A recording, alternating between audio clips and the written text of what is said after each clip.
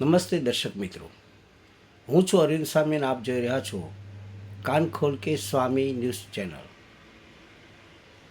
એપિસોડમાં આપણે વાત કરીશું વરસાદની તબાહી વિશે.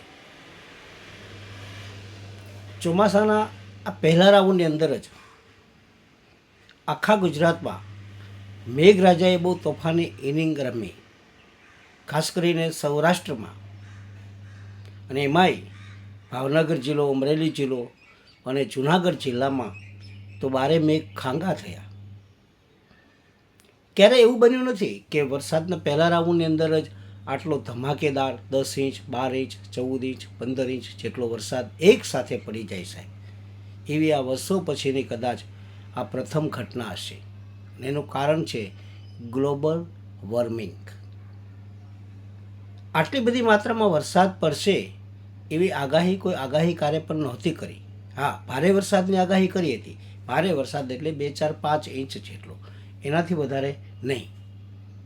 પરંતુ ભાવનગર જિલ્લામાં સિહોર, પાલિતાણા, મહુવા, તળાજા અને અમરેલી જિલ્લાના રાજુલા, લાઠી, લીલિયા, સાવરકુંડલા, અમરેલી પ્રોપર અને આજુબાજુના ગ્રામ્ય વિસ્તારોમાં સાહેબ 10 ઇંચથી 15 ઇંચ જેટલો વરસાદ પડ્યો. અને એના લીધે બન્યું એવું કે પહેલાં જ વરસાદમાં બધી જ નદીઓ ગાંડીતુર બની ગઈ. બધી જ નદીઓ, જે 2-4 વરસાદ પછી જે નદીઓમાં પાણીના પૂર આવે, 2-4 વરસાદ પછી જે ડેમ ઓવરફ્લો થાય, એ બધા જ ડેમ ઓવરફ્લો થયા. અમારા શેત્રુંજી ડેમ પણ આજે ઓવરફ્લો થઈ ગયો, એમાંથી પણ પાણી છોડવું પડ્યું. એના પણ દરવાજા છે એ આજે ખોલી નાખવા પડ્યા. બગડ ડેમના પણ દરવાજા ખોલી નાખવા પડ્યા. મહુવાની માલણ નદી છે એ પણ 2 કાંઠે છે સાહેબ. નાની મોટી તમામ નદીઓ છે એ અત્યારે 2 કાંઠે વહી રહી છે. એવો જોરદાર વરસાદ, સાર્વત્રિક વરસાદ બધી જગ્યાએ પડ્યો. વાવણી તો થઈ ગઈ છે, ખેડૂતો તો ખુશખુશાલ છે, અને હજુ 4-5 દિવસ વરાપ ન નીકળે ત્યાં સુધી ખેડૂતો વાવણી કરી શકે એવી પરિસ્થિતિમાં નથી, કારણ કે બધા જ ખેતરો છે એ પાણીથી ભરેલા છે. આમ જુઓ તો મેઘરાજાએ પહેલા રાઉન્ડની અંદર સાર્વત્રિક મહેર કરી છે, એટલે બધી જગ્યાએ એને કૃપા વરસાવી છે, અને ખૂબ ધાર્યા કરતાં પણ વધારે વરસાદ પડ્યો છે.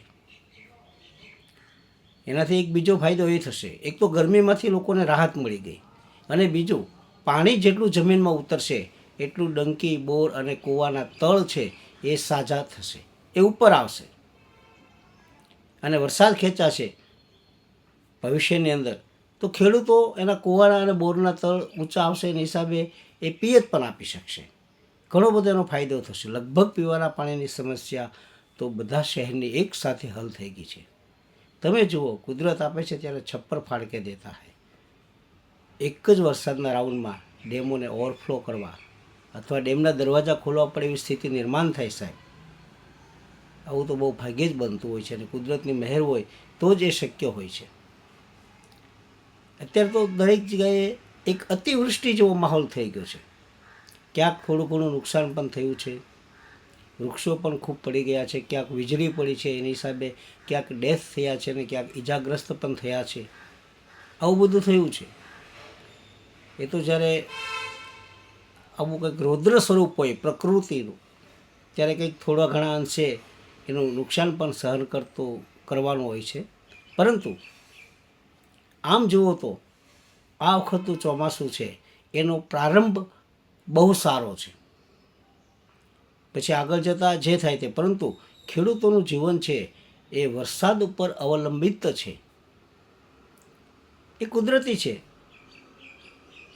આકાશી રુજ જેને કહી શકાય. જો પાક વાવ્યા પછી સમયસર વરસાદ ન પડે તો પાક બળી જાય.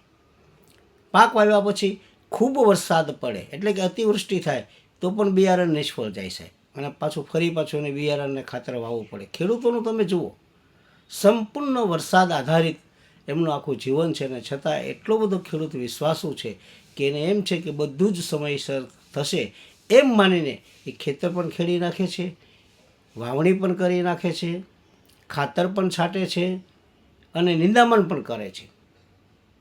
પરંતુ 4 મહિના સુધી ક્યાંક આ ચક્ર અનિયમિત થઈ જાય તો એનાથી ખેડૂતને ઘણું બધું નુકસાન પણ થાય છે. પરંતુ એ ભગવાન ઉપર ભરોસો રાખી અને ખેતી કરતો હોય છે. 12 મહિના સાહેબ તમે જુઓ, ટાઢ, તાપ અને વરસાદ, આ ત્રણેય ઋતુનો પ્રકોપ સહન કરીને ખેડૂત ખેતી કરે છે સાહેબ. અને જગત માટે એટલે તો એ અન્નદાતા કહેવાય છે. તમે જુઓ, ડોનાલ્ડ ટ્રમ્પ હોય કે નરેન્દ્ર મોદી,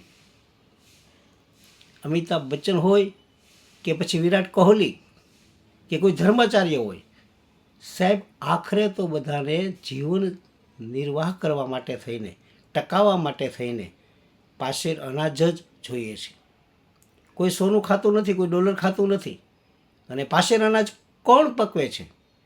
ખેડૂત પકવે છે સાહેબ. ત્રણેય ઋતુઓનો પ્રકોપ સહન કરીને, રાત ને દિવસ મહેનત કરીને ખેડૂત છે એ જગતનું પોષણ કરે છે સાહેબ. એ માત્ર માણસનું પોષણ નથી કરતા, પશુ અને પક્ષીઓનું પણ પોષણ કરે છે. કારણ કે ઘાસચારો ઉગાડે છે, એ ઔષધિઓ પણ ઉગાડે છે. એટલે એ રીતથી તમે જુઓ તો એ એક સેવા પણ કરે છે.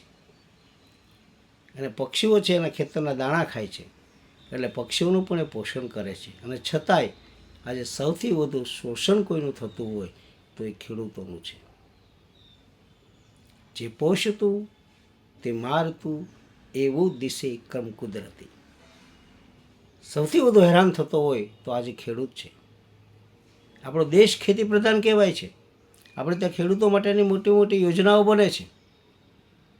આપણા નેતાઓ પણ ખેતી કરે છે સાહેબ. આમ છતાંય સાહેબ સામાન્ય ખેડૂત છે હંમેશા દેવાદાર જ રહ્યો છે.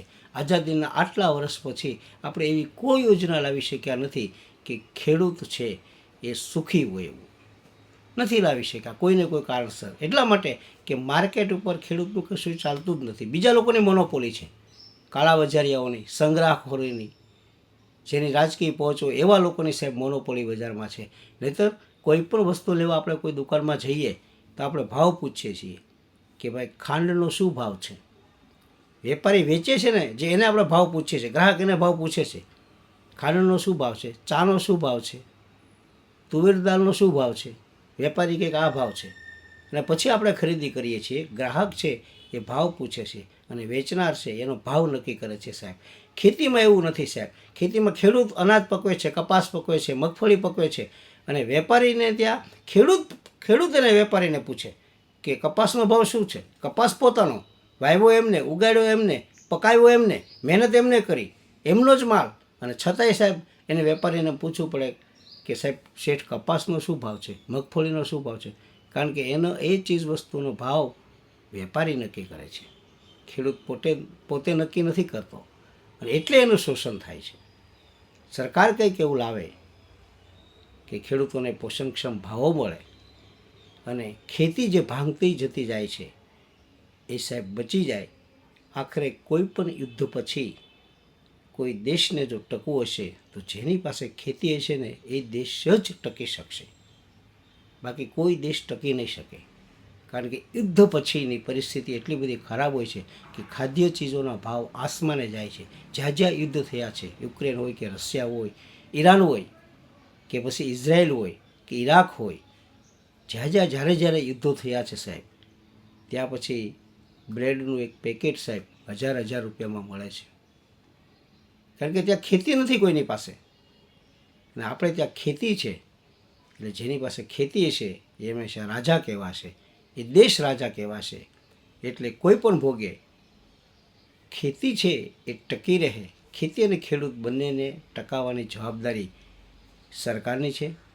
સરકાર ઘણા પગલાં લઈ રહી છે. કેટલાક પગલાઓ સિસ્ટમની ખામીને લીધે ખેડૂતો સુધી પહોંચી પણ નહીં શકતો, આવું પણ બનતું હોય છે. બધામાં સરકારનો વાંક હોતો નથી, પરંતુ કોઈ પણ ભોગે સાહેબ ખેડૂત સદ્ધર થાય એવા પ્રયત્નો બહુ આવકાર્ય છે. અસ્તુ. મારો એપિસોડ આપણે ગમ્યો હોય તો લાઈક કરજો, શેર કરજો, સબસ્ક્રાઈબ કરજો અને બેલ આઇકોનનું બટન દબાવજો. અસ્તુ.